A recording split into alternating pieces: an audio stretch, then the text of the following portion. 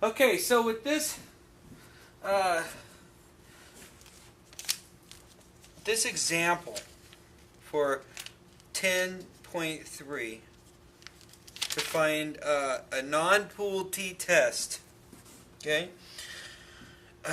we're given the data for a dynamic and static systems for operative time, and so when we're asked at the 1% significance level, do the data provide sufficient evidence to conclude that the mean operative time is less with the dynamic system than with the static system? Well, they gave us the dynamic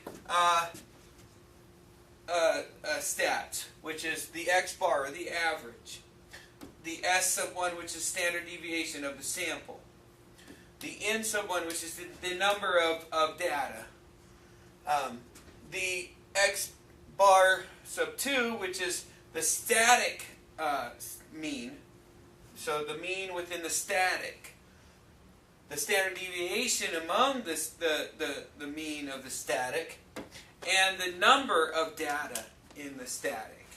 Okay?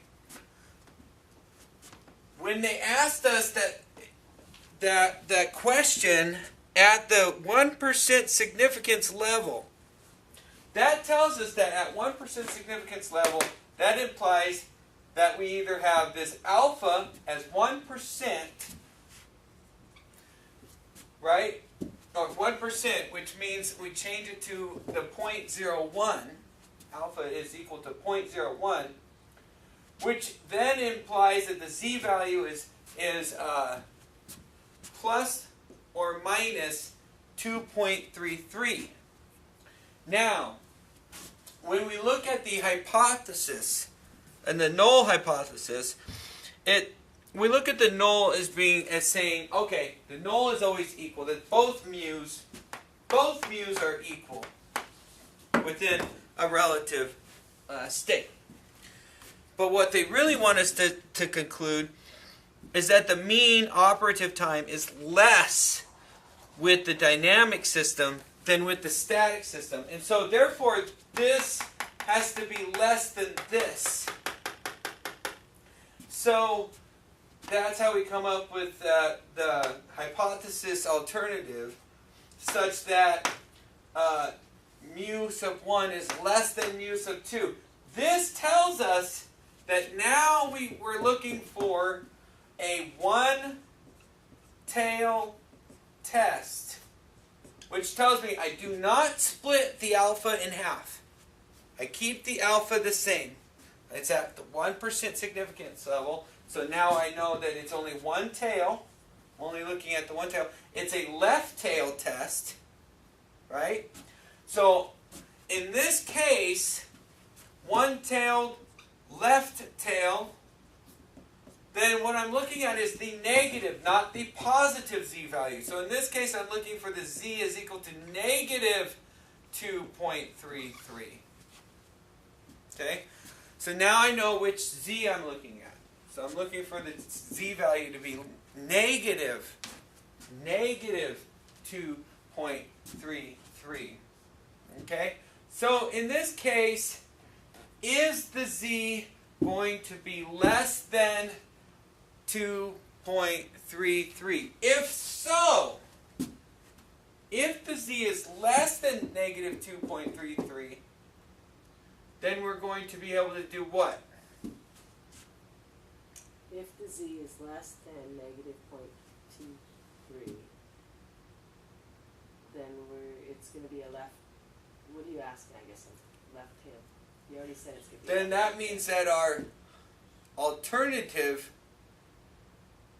So we're going to say that this. Don't remember. We can only say that the null. We cannot that we reject the null. We never really accept the alternative. We never really reject the alternative. We just say either we reject the null, or there's not as significant evidence to reject the null. Does that make sense? Yeah. So you either reject the null or you can't reject the null.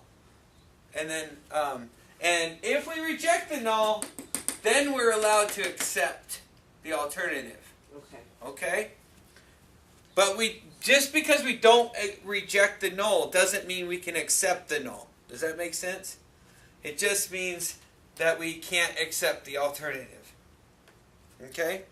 So when we plug in these numbers into this formula to find the t value, so the t is equal to this, then what we find here is negative, 394.6 minus 468.3 all over the square root of 84.7 squared divided by 14 plus, still in the same square root, 38.2 squared divided by 6. Okay? So, and once we do that, plug it in our calculator, it comes out negative 2.681.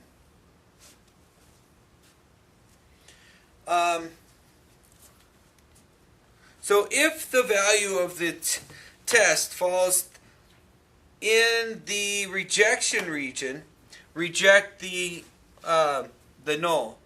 Otherwise, do not reject the null. In step 3, the value of the statistic is t is equal to negative 2.68, which, as we see from the figure, falls into the rejection region.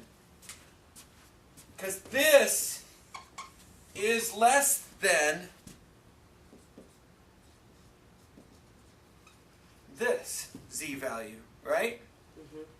So because this t value is less than z value, and why did we use the t value again versus the z formula?